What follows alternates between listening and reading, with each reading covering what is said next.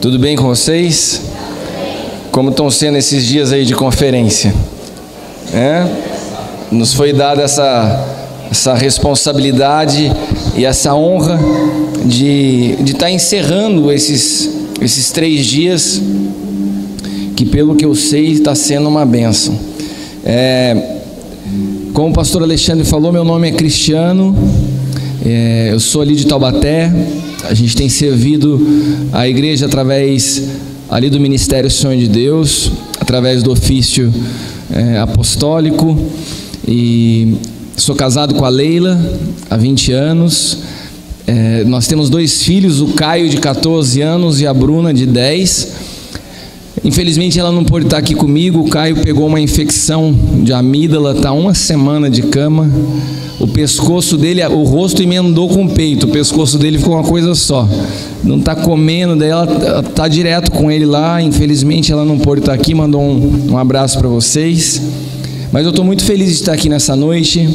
Eu tenho entendido que Deus está construindo algo em Mogi já há algum tempo, e Deus começou a querer trazer visibilidade para algumas coisas nessa cidade.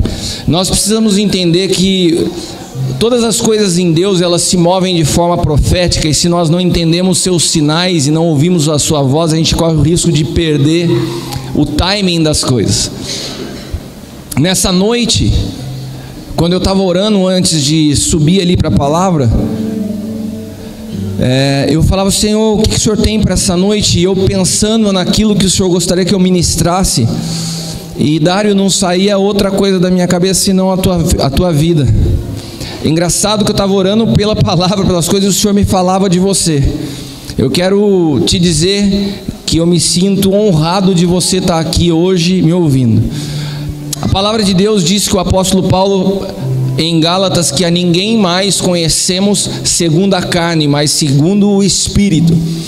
Depois que o Cristo passa a habitar em nossas vidas, ou a gente passa a olhar as pessoas e todas as coisas através dele, ou a gente não tem a habilidade de discernir, e nós nos impressionamos pelas mesmas coisas que as pessoas se impressionam lá fora. E desde que eu tenho sido ensinado e processado por Deus a perder a minha vida para que Cristo seja formado em mim, eu não me impressiono com mais nada externo, a não ser aquilo que Deus me mostra no Espírito. E eu tive a oportunidade de ver quem você é no Espírito, e eu sei que eu estou diante de um gigante nessa nação. Deus te trouxe a essa nação para um propósito gigantesco. Só que essa nação passou por um processo de desconstrução de muitas coisas, e Deus te escondeu por um tempo, mas assim te diz o Senhor: começa um tempo de visibilidade. Eu via uma espada sendo afiada e preparada para um tempo, e o Senhor te diz: a tua espada está afiada. Lucas 11 diz que ninguém acende um candeeiro para colocar debaixo da cama. Foi tempo de acender esse candeeiro, e esse candeeiro está pronto, e o Senhor te diz: agora você será levantado para manifestar a minha luz sobre essa nação. Você será colocado em lugares específicos, porque a sua espada está preparada. Você está afiado para o tempo presente. Não é mais um tempo de desconstrução. Você é levantado como um profeta de edificação, e virá esse tempo sobre a tua vida, sobre o teu ministério. Vem um tempo de mudança. Eu creio que Mogi será somente uma plataforma de lançamento para a tua vida, mas você não pode mais ficar retido nessa cidade. Aqui serviu para te esconder por um tempo, mas chegou um tempo de visibilidade. Prepara-te, diz o Senhor. Amém? Aleluia, aleluia. Abra sua Bíblia em Salmo 127.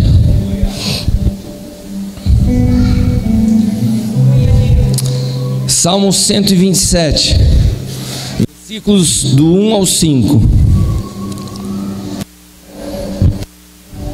É um salmo bastante conhecido, e acredito que quando a gente fala num tema de uma conferência, somos flechas, eu creio que é o texto mais evidente onde a gente pode perceber isso. Mas quando o Senhor me falava nesse texto, Ele me fez ver coisas que eu nunca tinha visto. São situações muito específicas para a noite de hoje. O que eu estou falando hoje, eu aprendi em Deus a não ministrar uma palavra pela segunda vez. Eu entendo que para cada noite, para cada lugar, para cada pessoa, existe algo específico. E nós, como ministros do Evangelho, nós não podemos ser acometidos de preguiça espiritual. Porque o que faz uma pessoa pregar a mesma palavra 10 vezes, a não ser que seja uma escola de edificação que você repete, mas se você está numa conferência profética, você tem que ouvir a Deus para aquilo que Ele quer fazer profeticamente. Então eu sei que Deus tem hoje algo específico para nós. Eu fui muito ministrado pelo Senhor quando Ele me falava sobre esse assunto. E eu acredito que você também será. Amém? Eu queria, antes de começar a palavra, te pedir, feche seus olhos por mais uma vez. Ponha as suas mãos sobre a sua cabeça. Fala: Senhor, nesse momento, eu levo cativo o meu pensamento ao teu senhorio. Toda estrutura humana, toda visão pessoal do Evangelho, eu subjugo a Cristo, para que eu possa ouvir através do Senhor. Põe a mão nos teus ouvidos. Eu declaro agora sobre os teus ouvidos, efatá, que se abra agora o entendimento espiritual e que essa palavra chegue ao teu espírito, para que algo seja edificado na tua vida nessa noite, em nome de Jesus, amém. Você pode aplaudir ao Senhor.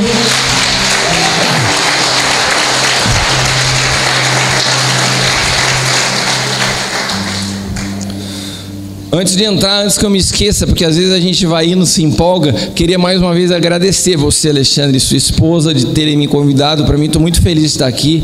Tenho aprendido a amar muito a vida de vocês, a humildade, a simplicidade. É uma honra servi-los aqui. Agradecer também o Fernando e a Bel, que são filhos amados e que têm me acompanhado. Temos estado juntos.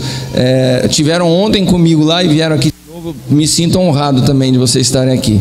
Elionai, Maicon, também muito obrigado. Se o Senhor não edificar a casa, em vão trabalham os que a edificam. Se o Senhor não guardar a cidade, em vão vigia a sentinela. Inútil vos será levantar de madrugada, repousar à tarde, comer o pão de dores, pois assim dá ele aos seus amados o sono. Eis que os filhos são herança do Senhor, e o fruto do ventre o seu galardão. Como flechas na mão de um homem poderoso, assim são os filhos da mocidade. Bem-aventurado o homem que enche deles a sua aljava. Não serão confundidos, mas falarão com os seus inimigos à sua porta. Amém? Todos vocês já conheciam esse texto? Sim? Esse texto é muito conhecido, mas ele tem um contexto interessante, porque no mesmo texto o salmista mistura dois assuntos. Ele fala de flechas, de destino, de paternidade, mas ele fala sobre como nós devemos edificar em Deus. Ele fala o seguinte, que o nosso trabalho, e todo o trabalho, quando ele não é em Deus, ele é em vão.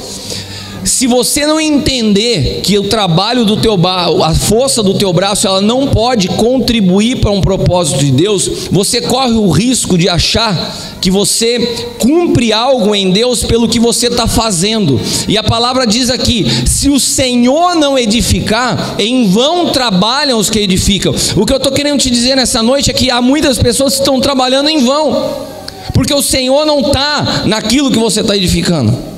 E nós precisamos discernir isso, porque o trabalho sem estar no Senhor, ele produz cansaço. Eu tenho conhecido e tenho tido a oportunidade de cuidar de alguns pastores, e tenho me deparado com uma realidade da igreja no Brasil hoje assustadora. Homens e mulheres que estão cansados. E sabe o que acontece quando você está cansado? Você fica vulnerável.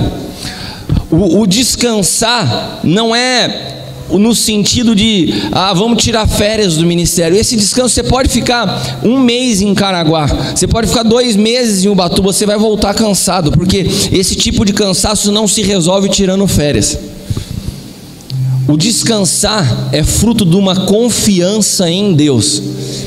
E por mais que você esteja fazendo as coisas em Deus, se você tem esse descanso nele, você não se cansa.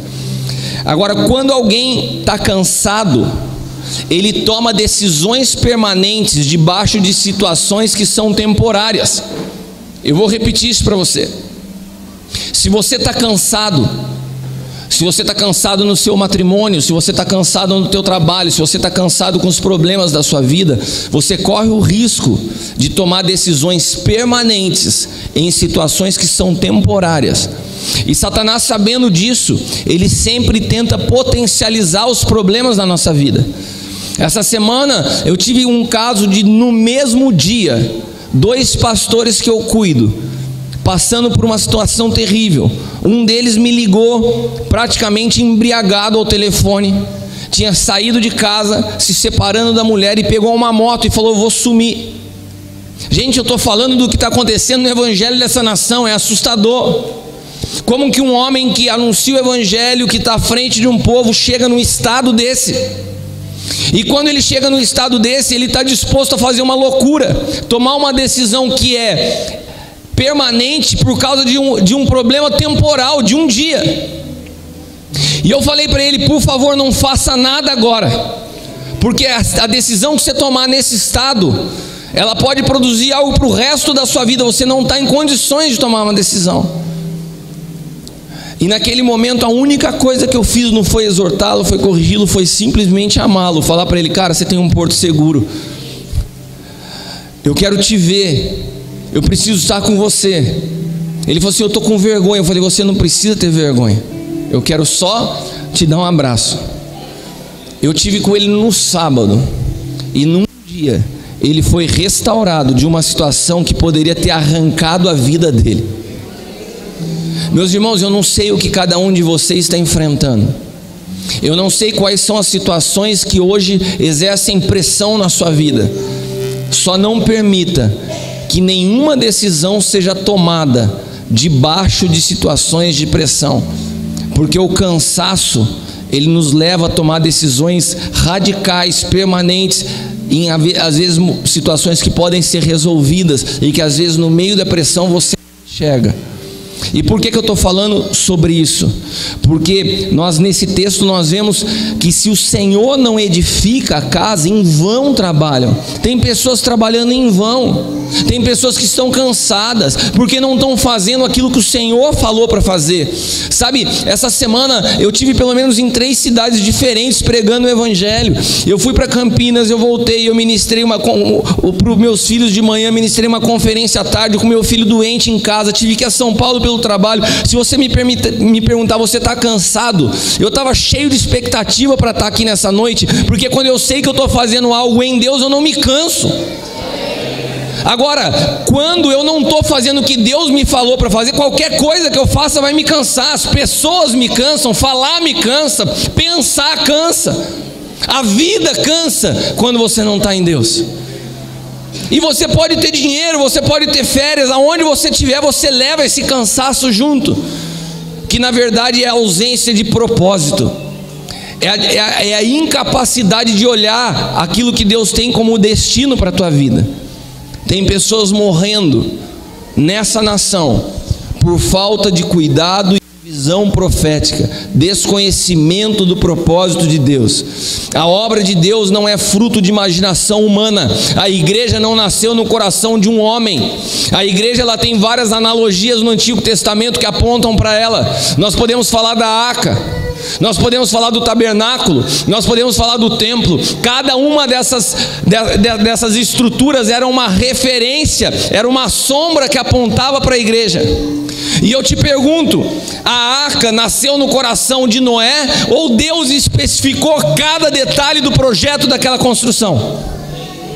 Quando nós chegamos ao tabernáculo, você acha que Moisés falou: Senhor, já que o Senhor quer uma tenda, eu vou comprar alguma coisa ali no I99 e vou fazer no meu... Você acha que foi assim? Deus falou assim: não, meu irmão, você vai ter que fazer exatamente o que eu detalhar para você. Vai ter o pátio externo, vai ter a área dos santos, vai ter a área do santo dos santos. Nessa área vai ter uma cortina. O que era aquilo?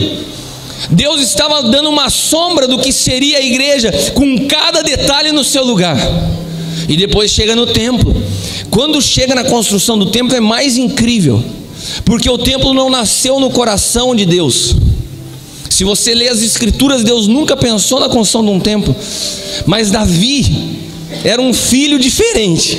Davi era um cara profético, e ele tinha um coração segundo o coração de Deus. E Davi que propõe ao Senhor: Senhor, eu não posso, eu não consigo conceber eu estar no palácio, o Senhor está numa tenda, eu vou construir para o Senhor um templo.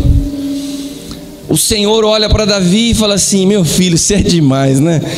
Eu não estou pedindo nada para você, mas você quer construir o templo, tá bom, vou comprar a tua ideia, só tem uma condição: o projeto é meu. Eu vou deixar você construir um templo, mas vai ser do meu jeito. E depois que ele dá toda a especificação, cada detalhe do templo, ele fala: só tem mais uma coisa, não vai ser você que vai construir, vai ser o teu filho. Tudo isso está apontando para a igreja. Sabe o que isso quer dizer? Que Deus é zeloso pelo que é a igreja. A igreja não pode ser fruto da tua imaginação. O que está acontecendo hoje em dia é que as pessoas têm colocado em prática aquilo que elas acham interessante como estratégia para produzir crescimento. Qual que é o método que funciona hoje? O que está dando certo aí na sua cidade? Vamos trazer para cá o mesmo. Meu irmão, isso é prostituir aquilo que Deus chamou de sua esposa. A igreja, ela tem que ser conduzida e ela tem que nascer debaixo de uma visão celestial. Se nós, como ministros, iniciamos algo que não nasceu em Deus, é melhor parar. Por isso, quando nós falamos de flecha, nós falamos de envio. A igreja, ela nasceu em Deus, no Pai, que enviou o seu filho, e o seu filho enviou a 12, e os 12 começaram a enviar, e toda a igreja nasce de envio, não de divisão. Ninguém pode dar na telha um dia e falar: vou começar uma igreja. Isso não existe. A igreja, ela nasce de um envio, e ela tem que ser exatamente conforme o modelo divino. Qual é o modelo divino? Efésios 4:11. Deus deu uns para apóstolos, profetas, pastores, evangelistas e mestres. Para quê? Para cumprir o papel da igreja, aperfeiçoar os santos até que todos possam manifestar Cristo. A igreja não é um lugar de entretenimento, é um lugar de formar em cada um de nós a pessoa de Cristo. E porque hoje nós não vemos a igreja produzindo transformação nessa nação. O evangelho hoje é muito mais popular do que há 20 anos atrás. Agora a corrupção aumentou, a violência aumentou, a prostituição aumentou, porque na verdade nós estamos enchendo a igreja de pessoas imaturas espiritualmente. Nós não levamos as pessoas à estatura de Cristo. E se nós não temos Cristo a manifestar, nós não temos nada. Ele é a razão de ser da igreja. Ele é a igreja. Ele é o cabeça, ele é o fundamento, ele é tudo em todos. O que aconteceu é que a igreja se transformou em conhecedora do cristianismo, mas profundamente ignorante em Cristo. Nós conhecemos a teologia, nós conhecemos as estruturas, nós conhecemos as metodologias, mas nós desconhecemos o Senhor da igreja. E isso é triste. Isso não é para dar glória a Deus, isso é triste.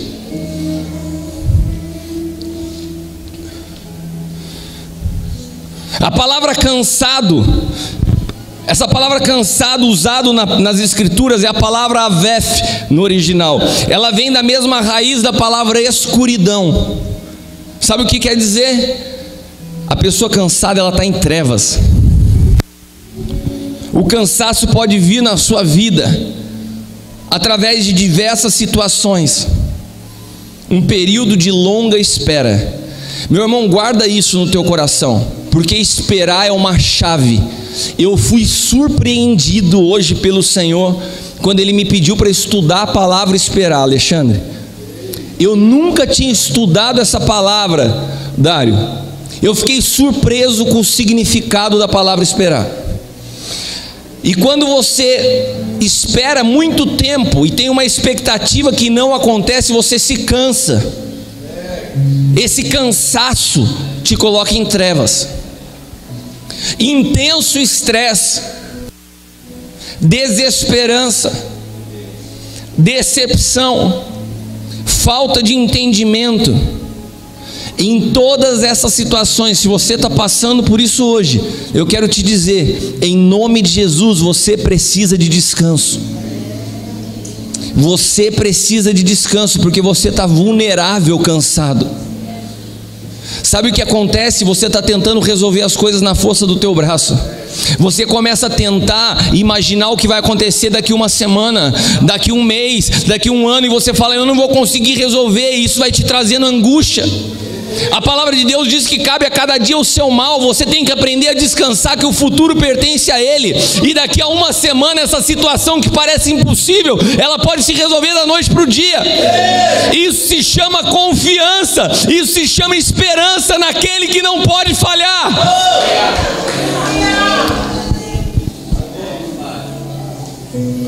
Marcos capítulo 11, versículo 29, ele nos fala como descansar.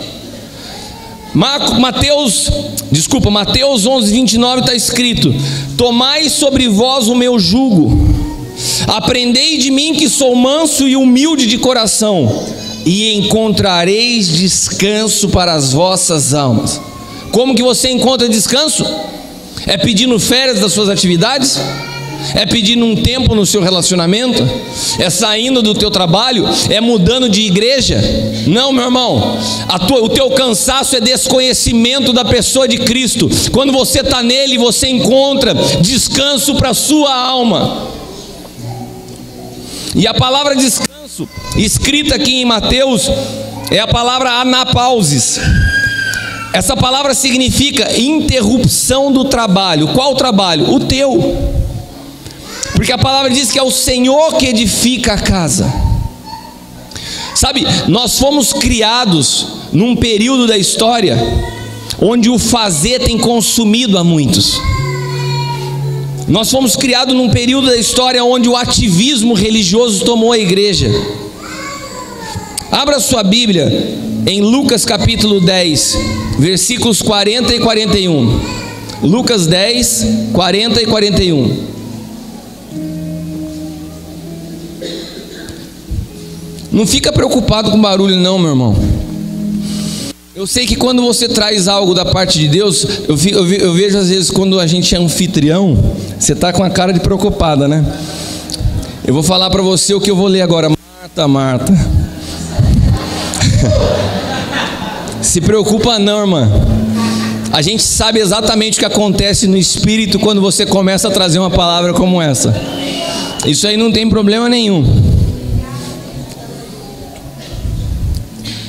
Descansa. Olha para quem está do teu lado e fala assim: descansa. Amém? Vamos fazer uma pausa aqui por 10 segundos. Pensa agora naquilo que tem te cansado. Pensa agora no problema que tem te angustiado. Pensa nessa espera que parece que você não tem suportado. Pensou aí? Agora olha para quem está do teu lado e fala assim: descansa. Descansa. Lucas 10, 40 e 41. Marta, porém, andava distraída em muitos... Meu irmão, grifa isso aí na sua Bíblia. Distraída no quê? Em muitos serviços. Aproximando-se, disse o Senhor: não se te dá que a minha irmã me deixe servir só? Diz a ela que me ajuda. E respondendo Jesus lhe disse: Marta, Marta, estás ansiosa e afadigada com muitas coisas, mas uma só é necessária. Repita comigo: uma só. Mais uma vez, uma só. O Senhor pega uma mulher ativista, cansada, que começa a reclamar porque os outros não ajudam, porque toda pessoa cansada, ela distribui o cansaço dela, acusando a outros. É sempre assim. É a mulher que está cansada, ela põe a culpa no marido. É o marido que está cansado, põe a culpa na esposa. Os dois estão cansados, põe a culpa nos filhos. Os filhos estão cansados, põe a culpa nos pais. E daí junta toda a família e põe a culpa no pastor da igreja. Esse homem não ora pela nossa família, né? Mas a palavra nos fala assim: uma só coisa. Qual é essa coisa? O que é essa única coisa? Essa única coisa Maria escolheu. Eu vejo em Maria traços de Enoque. Maria é alguém que ela porta uma identidade profética. Maria, ela não fez nada. Sabe, Maria pela irmã foi considerada uma preguiçosa. E quando você olha para Enoque, me fala uma das obras que Enoque fez na Bíblia. O que esse homem fez, cara? Ele não fez nada. Ele não fez nada. Diante de um período da história onde homens abriam o mar, detiam o sol, faziam fogo descer do céu, você olha para Enoque, não fez nada. Mas de toda a história, somente um homem foi tomado por Deus da terra e foi levado a ele. O que esse homem fez? O que esse homem tinha que o tornou tão especial? A mesma coisa que Maria. Ele estava grudado. Ele andou com Deus.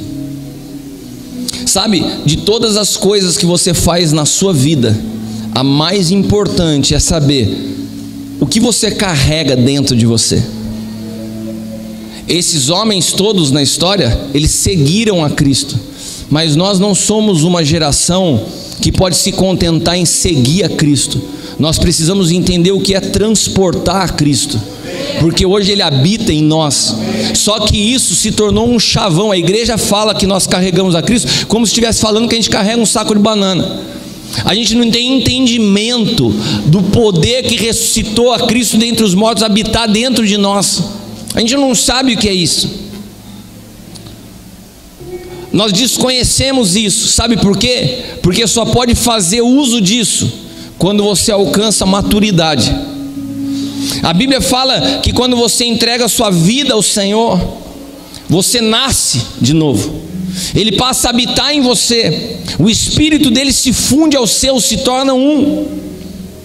Então a Bíblia te chama numa expressão chamada teknion, uma criança recém-nascida. Como criança recém-nascida vai tomar leitinho, vai chorar, vai ficar mimado, mas passa o tempo, você vira um jovenzinho, e a Bíblia usa essa palavra para um filho jovem, a expressão é teknon. Você já não é mais um bebê, mas você ainda é jovem. Mas o projeto de Deus, quando a palavra de Deus que diz que Ele nos enviou o Espírito de adoção que clama Abba, Pai, a palavra adoção é uiotesia. A palavra uiotesia significa levar um filho à maturidade, à estatura de filho uios, capaz de administrar os negócios do pai. E para o judeu, o processo de uiotesia se dava aos 30 anos. Por isso que Jesus cumpriu toda a lei e iniciou seu ministério aos 30 anos. O pai estava falando: meu filho está apto a manifestar o que carrega dentro dele, a se revelar ao mundo. Agora, hoje, o processo de uiotesia em nós não se dá com 30 anos, mas se dá quando nós alcançamos uma maturidade espiritual, onde a nossa vida é arrancada do mapa e só resta Cristo em nós. O problema é que as igrejas estão enchendo hoje, e isso é uma ilusão, porque as pessoas não vêm para perder a sua vida, elas vêm à igreja para melhorar a sua vida. A igreja não é um lugar para melhorar a sua vida, a igreja é um lugar onde você entrega a sua vida. Eu consegui ouvir uns 3 améns convincentes. Tem uns 3 aí que falaram com convicção. Os outros falam assim: meu Deus, eu acho dá tempo de você ir embora ainda, meu irmão. Viu? Ainda dá. Vai, olha para quem está do teu lado e fala assim: vai piorar.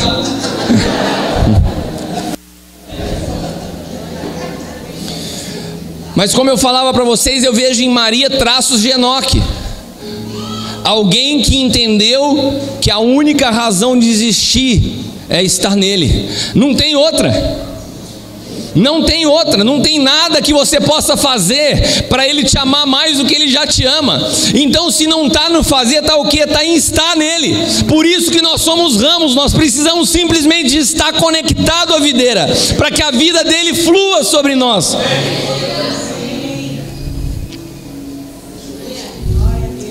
Mas quando as estruturas, quando as atividades, quando o crescimento do ministério, quando a visibilidade substitui a vida com Cristo, você está em risco. Você acha que está fazendo a vontade de Deus, mas você está fazendo a tua, com o nome de vontade de Deus. É pior você cair no ativismo do que você está no mundo, porque quando o cara está no mundo há uma esperança, ele encontrar Cristo, mas quando você está no ativismo, você fica cego. Em nome da obra de Deus, você vai se distanciando de Deus.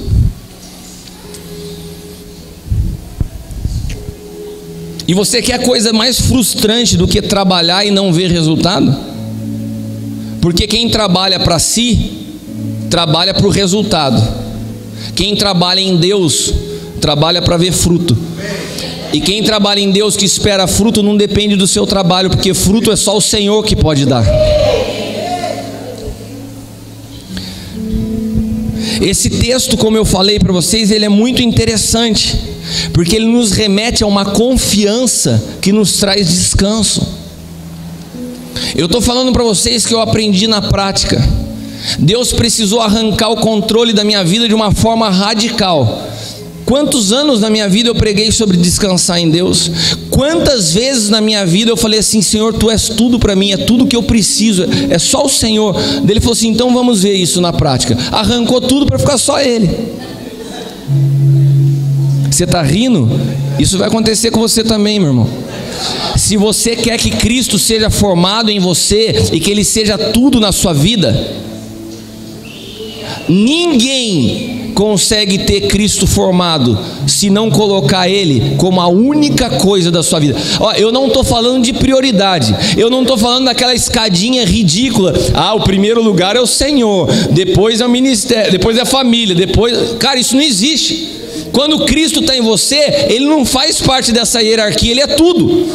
Ele é a tua família, Ele é o teu ministério, Ele é a tua força, Ele é o teu levantar, Ele é o teu deitar, Ele é tudo.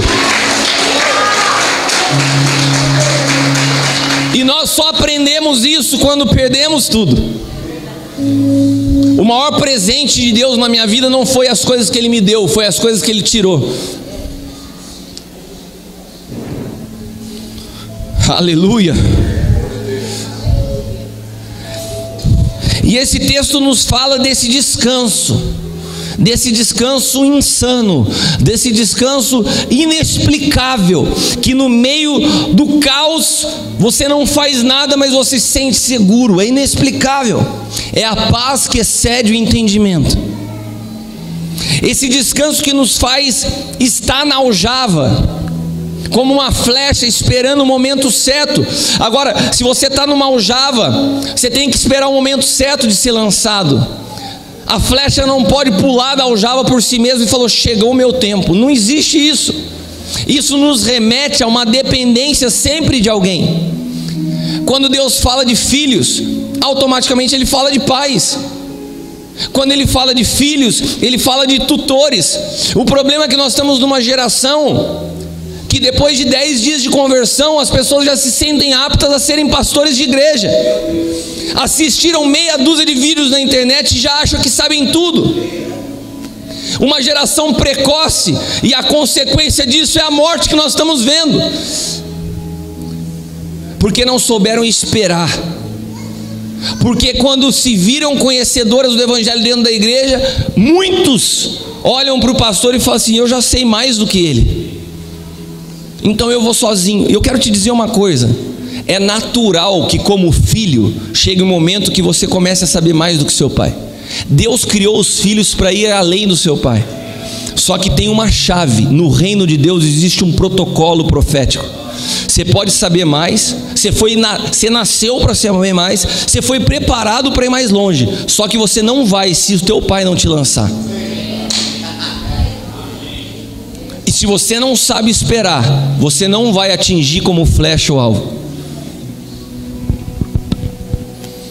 Eu tenho ouvido frases do tipo: mas ninguém faz como eu faço, ninguém ensina como eu ensino.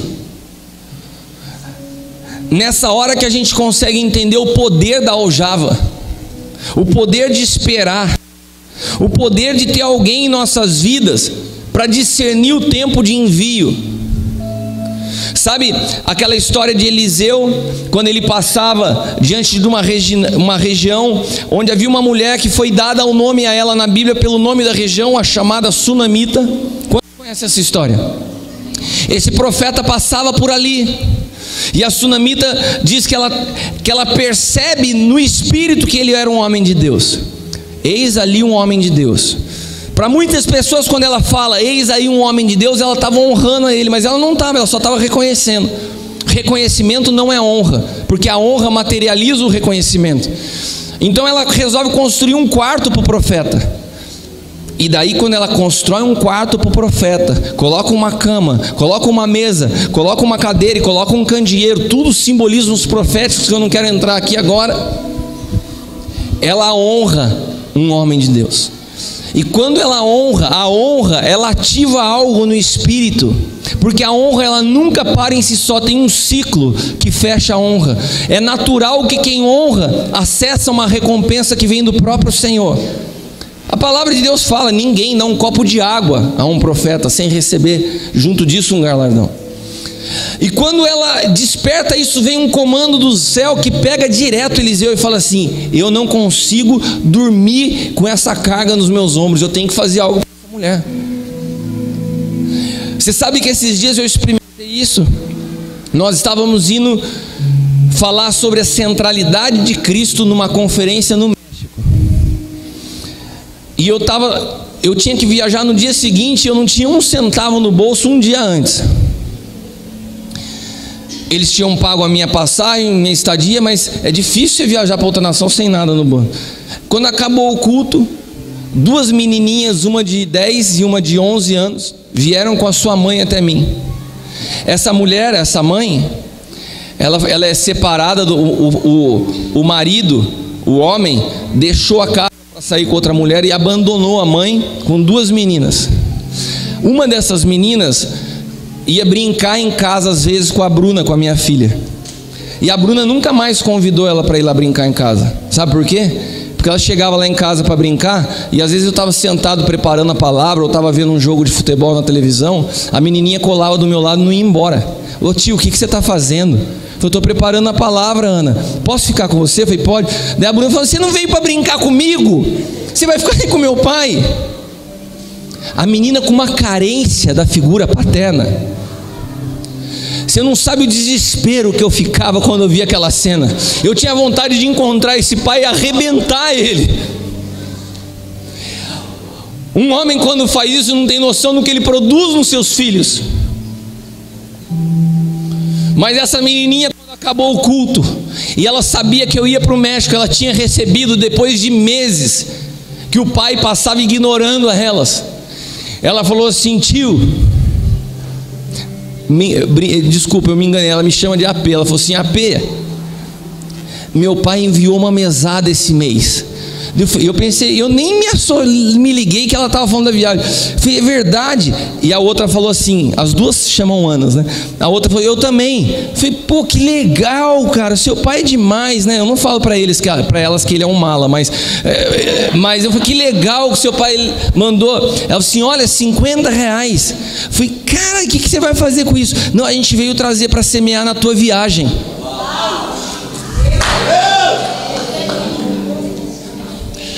Eu vou falar uma coisa para vocês. Eu acho que eu senti o que Eliseu sentiu com o quarto que aquela mulher fez.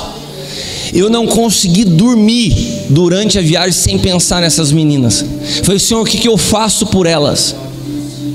Porque eu entendi o que a honra produz no mundo espiritual. É como se viesse uma carga de Deus sobre os meus ombros, que eu tinha que produzir algo para elas. Eu orava por aquelas meninas e falei, Senhor, todas as vezes que eu toco uma nação, o Senhor me dá algo da nação. O que eu tiver dessa nação, eu quero distribuir sobre a vida delas. E quando eles me ofertaram lá algo, que eu saí, eu sempre compro uma lembrancinha para os meus filhos. Eu comprei para os meus filhos a mesma coisa que eu comprei para elas. E eu voltei da viagem e fui entregar a elas. E eu fiz mais. Quando eu estava pregando sobre honra na igreja, eu chamei aquelas duas meninas na frente de toda a igreja, e eu falei para toda a igreja, essas duas meninas entenderam o que nenhum de vocês entendeu. E elas foram mais do que honradas publicamente. Nós levantamos toda a igreja para orar por elas e pela família dela. Porque a honra, ela produz algo no mundo espiritual que só quem é honrado sabe. A responsabilidade e o encargo que você fica de produzir algo no espírito em Deus. E essa sunamita fez isso com o profeta. E quando ela fez isso, esse profeta falou: cara, eu tenho que fazer algo por essa mulher. E daí Geazi falou a ele: cara, ela não tem filho. Ele falou: então é isso mesmo, eu vou fazer o que o dinheiro não pode comprar. E aquele homem então libera isso sobre a vida da mulher, e ela dá à luz a uma criança. Repita comigo: um menino. E sabe qual é o problema de pais que estão despreparados para ter o seu filho? Aquela mulher, ela não estava preparada. Ela recebe um filho de presente. Mas quando você recebe algo dessa forma, você fica como Abraão com Isaac. Eu acredito que Abraão e Sara, eles mimavam Isaac, porque era o filho da promessa. Quem aqui tem filho? Vocês sabem do que eu estou falando. Agora você imagina um filho que você não podia ter, que Deus te deu na sua velhice. E aquela mulher, eu acredito que ela tinha o mesmo sentimento por esse menino. E por isso ela faz algo equivocado. Diz a palavra que aquele menino foi levado ao campo da cega. Mas o campo da cega era um lugar para homens maduros, não era um lugar para meninos. O campo da cega significa um ministério. Jesus certa vez disse que o campo estava branco, estava preparado para a cega. Ele está falando do quê? Do ministério, dos ceifeiros que vão para fazer a obra de Deus. E aquele menino é lançado de forma precoce ao campo da cega. E o que acontece com ele? Ele começa a ter dor de cabeça. Sabe quando um homem é lançado ainda menino, ele não atinge a estatura de Uios, ele ainda é um menino espiritualmente, e é lançado ao ministério, ele não consegue discernir quem é o cabeça. Por isso as dores de cabeça, elas simbolizam: você não estava pronto, você não está preparado. E quando você não está pronto, quando você não está preparado, você coloca em risco a sua vida e todo o trabalho do campo. E aquele menino vem a morrer. E quando ele vem a morrer, então é chamado profeta. Sabe por quê? Porque um dia o Senhor disse: eu sou a ressurreição e a vida. Aquele que está em mim, ainda que esteja morto, viverá. O que ali profeticamente acontece? Aquele menino recebe a ressurreição. Ressurreição é um símbolo da própria pessoa de Cristo.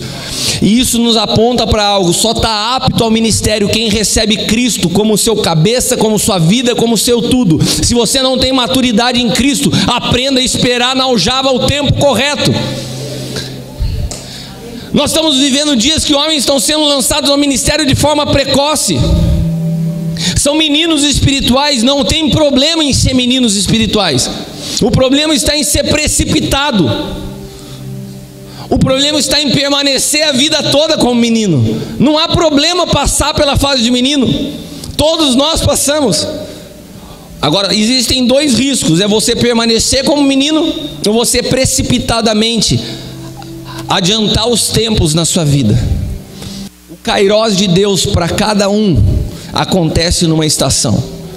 Nós não podemos pôr regra. Olha, você vai, a religião fez isso, você vai ao seminário, quando você se formar, eu te ordeno pastor. Quem disse que um seminário prepara alguém ao ministério? Quem disse que o conhecimento da letra te torna um ministro competente do novo pacto? Ministro do novo pacto é formado no espírito, não na letra. A letra mata, é o espírito que vivifica.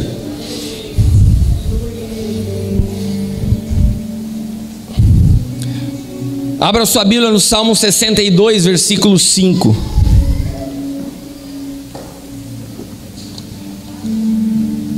Se você entende esse princípio de esperar na aljava, olha que interessante o que diz o Salmo 62, versículo 5. Ó minha alma, espera, grifa essa palavra espera, essa palavra é poderosa. Ó minha alma, espera somente em Deus, porque dele vem a minha esperança. A palavra de Deus diz assim: Cristo em mim, a esperança da glória. Quando o salmista fala assim, só em Deus vem a minha esperança, ele está falando o quê? Só em Deus eu posso ter Cristo formado em mim. É uma obra divina. A paternidade é uma obra divina, não nasce no desejo do coração de um homem, é dádiva de Deus. E quando a palavra diz, ó, minha alma espera somente em Deus, se você quiser tomar nota, essa palavra foi um choque no meu espírito. Esperar, a palavra é daman. Sabe o que significa a palavra esperar no original? Ser silenciado, ficar calmo, crescer mudo, ser destruído e morrer. Cara, eu vou repetir para você o que é esperar. Quantos aqui estão esperando algo? Levante sua mão. Eu quero te dizer o que é esperar. Esperar não é ficar ansioso. Esperar não é angustiado todo dia, falar não chega, não acontece. Esperar é estar mudo. Esperar é estar em silêncio. Esperar é ser destruído no meio do processo, até que você seja levado à morte do teu eu. É difícil ouvir amém com isso mesmo. Eu já estou preparado. Já me acostumei. Difícil tirar um amém quando eu ministro. Por isso que eu venho com seguranças, entendeu? Saio do culto escoltado. Sabe por que esperar significa isso?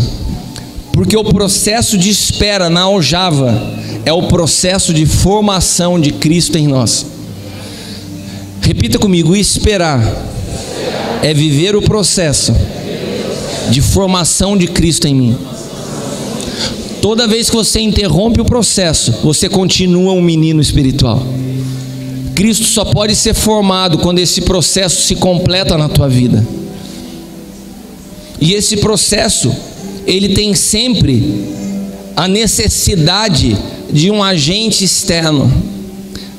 A figura paterna, ela é tão chave na Bíblia que Malaquias profetiza mais de 3.000 anos atrás, quando ele fala assim: nos dias do profeta Elias, eu restaurarei o coração dos pais aos filhos, dos filhos aos pais, para que eu não venha e fira a terra com maldição.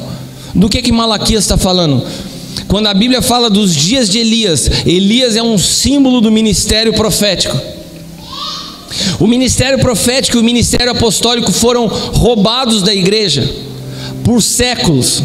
Você sabe qual foi a geração que viu a restauração dos 5 ministérios para dentro da igreja de Cristo? Repita comigo, a nossa geração. Foi nessa geração, aproximadamente 50, 60 anos atrás, que começou novamente a trazer luz sobre o que é o ministério apostólico e profético, que não tinha se encerrado nos 12, até porque a Bíblia nunca falou só dos 12. A Bíblia menciona Matias, a Bíblia menciona Paulo, a Bíblia menciona Barnabé, Tito, Timóteo e tantos outros apóstolos. Os 12 eram os apóstolos do Cordeiro, simbolizavam as 12 colunas da igreja, o governo de Cristo, que é sempre representado de forma profética pelos 12. Mas os apóstolos que seguem sendo enviados são os apóstolos do Espírito, porque continua a igreja nascendo do envio. O fundamento da igreja é apostólico e profético. Então, quando Malaquias profetiza de um tempo onde o ministério profético seria restaurado à igreja, ele fala assim: nesse período restaurarei o coração dos pais aos filhos e dos filhos aos pais. Nessa geração começou a se entender que o projeto de Deus nunca foi um pastor com ovelhas no rebanho. Era a simbologia que Jesus utilizava para falar com um povo de mentalidade agrícola. O projeto de Deus foi sempre se revelar aos seus filhos como um pai. Por isso ele nos deu o Espírito que clama: Abba, Pai. A igreja é uma casa de filhos, não é um aprisco de ovelhas. E sabe por que não é muito conveniente se falar isso? Porque cuidar de um filho dá trabalho. Cuidar de ovelha, você põe tudo no mesmo lugar, come no mesmo pasto, fica aí. Agora filho é um por um, é trabalho personalizado. Nenhum filho você educa do jeito do outro. Cada um tem um tempo, cada um tem um jeito, cada um tem um temperamento. Você não trata de manada. Eu tenho um menino e uma menina. Os dois são completamente opostos. São totalmente diferentes. Meu filho estuda 10 minutos, vai para a prova, tira nota, eu não preciso cobrar ele. A minha filha, meu Deus do céu, foi fazer prova de matemática essa semana. E eu estava levando ela no carro e ela começou a chorar. Eu falei, por que você está chorando, filha? Eu estou com medo, pai. Eu não consigo aprender matemática. Eu falei, você consegue sim. Ela falou assim, você está falando isso porque você é engenheiro. Daí eu falei assim, eu tenho que te confessar uma coisa. Você não conta para ninguém, mas eu nunca gostei de matemática. Eu acabei me tornando engenheiro de tanto que eu tive que estudar matemática para passar de ano. Sério, pai? Eu falei, sério? E você sabe o que é mais importante para mim do que você tirar nota nessa prova hoje? É você ter se dedicado a estudar. Mas você cobra a nota do Caio. Eu falei, o Caio é o Caio, você é você. Dele eu cobro porque eu sei, entre nós aqui, eu sei que ele pode dar mais. Ela, eu falei assim, se ela tirar a média para passar, tá beleza, tá valendo. Ela não vai nessa área de exatas. Eu sei como pai o destino profético dela. Deus já me falou quem é ela. Eu não vou forçar ela a ser uma PhD em matemática se o destino dela não tem nada a ver com isso. E eu falei para ela, você pode ir para essa prova tranquila. Se você tirar 0, você não vai ser repreendida. Sabe por quê? Porque eu vi você estudando. E para mim importa o teu esforço, não tua nota. Sabe o que aconteceu? Ela foi para a escola, limpou os olhinhos e falou, eu vou lá então, pai. Foi, pode ir. E à tarde eu fui para o trabalho.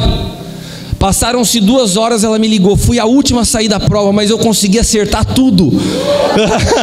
Eu falei, glória a Deus. Você está entendendo que cada filho é de um jeito e dá trabalho, você tem que dedicar tempo.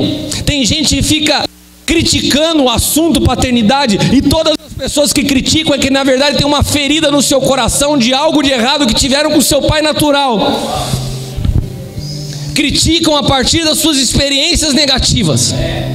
Um pai não é um opressor. Um pai não é alguém que exige, que extrai algo do filho. O pai é uma plataforma que o filho sobe em cima e vai mais longe. Esse é o papel de um pai.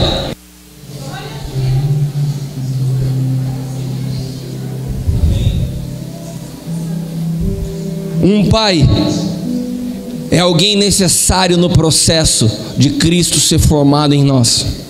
Até o próprio Jesus precisou de José para posicioná-lo no lugar onde os recursos viriam para o seu ministério.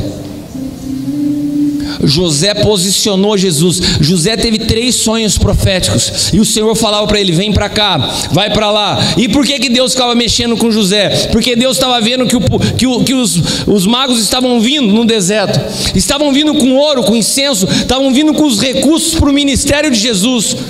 E José tinha que ouvir precisamente a voz de Deus para posicionar no seu filho exatamente no lugar onde a provisão já estava a caminho.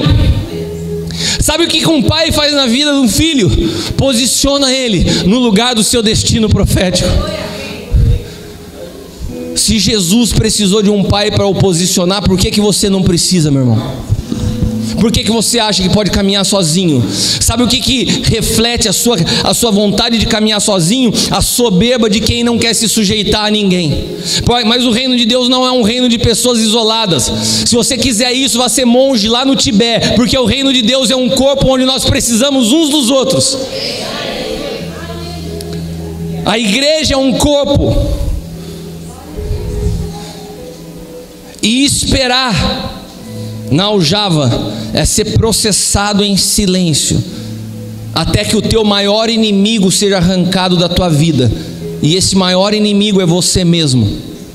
É o teu eu, é a tua vaidade, é a tua arrogância, é o teu orgulho, é a sensação que você tem de que o mundo tem que girar ao teu redor, que a igreja tem que abrir e fechar para atender as tuas necessidades. Não é assim que a igreja funciona. A igreja tem um Senhor, e não sou eu, não é o pastor Alexandre, nem você. Esse Senhor se chama Cristo, e é Ele que comanda as coisas. Não é o teu dízimo, não é a tua oferta, não é a tua vontade de abençoar ou não. Nós precisamos entender que nós somos apenas engrenagens dessa obra.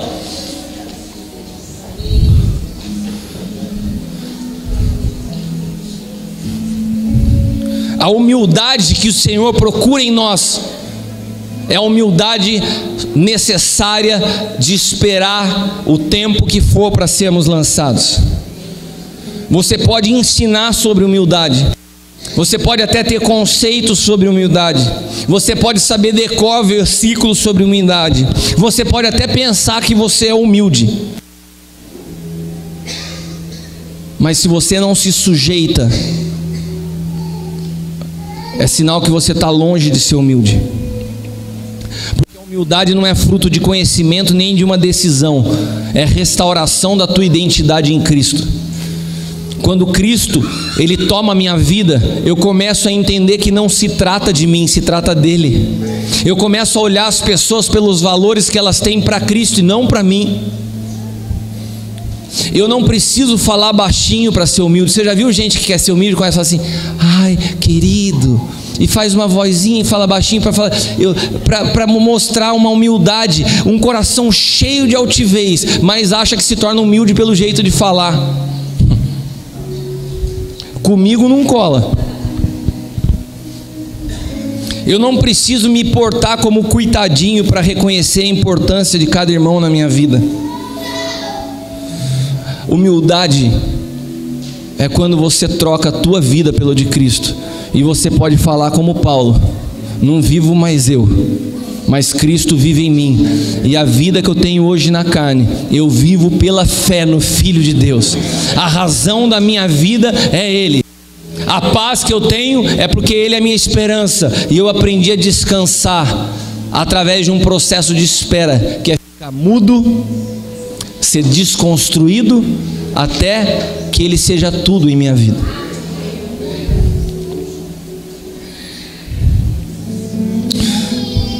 Eu passei por esse processo ao longo dos últimos anos, e ao longo desse processo, teve um dia que Deus me deu uma visão de uma cruz, e a cruz era a janela através da qual eu via todo mundo, e tudo ficava escuro para trás, e eu via tudo sendo iluminado pela cruz. E o Senhor me falou assim: eu vou te ditar um livro. E foi então que eu escrevi esse livro que se chama Cristo, de dentro para fora. O processo de formação interior de Cristo em nós. Eu estou falando isso nessa noite porque eu sei que essa palavra vai mexer dentro de você em algumas áreas. Se você quiser algo mais, eu trouxe só 10 livros. Os recursos desse livro não ficam comigo. Esses livros são vendidos e todo o recurso vai para o ministério. E eu realmente trouxe somente para poder edificar as pessoas que tiverem interesse em se aprofundar naquilo que é a razão da nossa vida, que é Cristo em nós. Mas antes disso, eu só falei isso antes que eu me esqueça, Maicon, por favor. Depois, se você quiser, você pode pegar com ele lá atrás. Mas eu quero orar com você nessa noite, eu não quero tomar mais tempo. Nós ainda temos a ceia. Nós precisamos entender também o símbolo. Eu não vou pregar sobre a ceia, mas o símbolo profético da ceia. O que é comer do corpo, o que é beber do sangue. Sabe, a palavra de Deus diz que muitos não conseguem discernir o corpo de Cristo. Comer e beber do sangue indignamente está ligado, não é você parar, examine o homem a si mesmo. Daí você vê gente assim na ceia: deixa eu pensar o que eu fiz de errado essa semana. Meu irmão, não é nada disso. Discernir o corpo de Cristo é você conseguir entender o que é Cristo viver em você e o valor da pessoa que está do teu lado. Que a obra não é feita por você, não acaba em você, a história não começou e não termina em você. Nós somos apenas pontes que ligam, que conectam passado e futuro. Temos que ser como a tribo de Isacar, que conseguia discernir os tempos. Se nessa noite você entendeu isso, se você precisa que Cristo seja formado em você, se você precisa aprender a esperar nele, sair desse ativismo e descansar no Senhor, se você quer entender o princípio, e você fala: Senhor, eu me rendo a isso, eu quero isso na minha vida, eu quero te convidar, se coloca de pé nessa hora, nós vamos orar. Aqueles que querem se render a isso na sua vida, sai do seu lugar, dobra o teu joelho aqui na frente. Se você quiser fazer isso, faça consciente, meu irmão. É mais do que a decisão de falar para Deus: resolve meus problemas, é falar: toma minha vida por completo. O Evangelho não se trata da solução dos seus problemas, se trata de você entregar de fato com convicção a sua vida. E eu louvo a Deus pelos esses corajosos. É disso que se trata o Evangelho. É disso. Nós precisamos acabar com essas campanhas de 10 passos para a vitória, de 5 passos para o sucesso. Vamos começar a lançar as campanhas 3 passos para a sua morte, e vai ver quem vem à igreja. É nessa hora que a gente faz a divisão de quem quer Cristo e de quem quer os benefícios de Cristo. Só que eu quero te dizer uma coisa. Eu quero falar algo para cada um de vocês que vieram aqui na frente profeticamente. Uma palavra muito dura, muito firme, fria. Não amaciei para ninguém. Você está aqui com o seu joelho dobrado. Eu não falei nada de bênção, mas eu quero te dizer uma coisa. Não existe ninguém que tenha coragem de entregar a sua vida, que não receba ainda nessa vida 100 vezes mais do que entregou. A recompensa, a bênção, ela vem nessa trajetória. A coragem e a ousadia que vocês tiveram de vir aqui hoje vai produzir algo surpreendente na vida de vocês. Guarde essa palavra, surpreendente, algo inesperado. Senhor, eu oro pela vida de cada um dos meus irmãos que não vieram nessa noite receber uma oração para benefício próprio, mas vieram entregar suas vidas conscientes de que precisam que Cristo seja formado. Aprender a esperar esse processo onde o Senhor é formado em nós. Mas eu sei que quando o Senhor encontra corações como esse, o Senhor não despede ninguém de mão vazia. Por isso, Pai amado, apesar deles não terem pedido, eu quero te pedir, entra com provisão naquilo que tem angustiado os seus corações, supre as necessidades que tem incomodado a vida deles. Senhor, em nome de Jesus, eu coloco a vida de cada um deles que tem passado tempos de angústia, tempos de desespero. Eu declaro que esse descanso que só Cristo pode produzir venha sobre eles agora. Nós arrancamos agora todo o jugo pesado sobre os seus ombros e declaramos o teu jugo que é leve e suave. Eu libero isso sobre a tua vida nessa noite. Eu declaro um novo despertar, eu declaro um novo fôlego, eu declaro o sopro do Espírito, eu declaro o consolo do Senhor sobre a tua vida. Recanarabaxeri andalabasturi andarabas. Recanarabaxeri andalabasteri andalabas. Romandasturi andarabaxeri andarabas. Eu declaro as suas forças renovadas nessa noite, a sua esperança renovada nessa noite, um novo entendimento, a renovação dos teus pensamentos.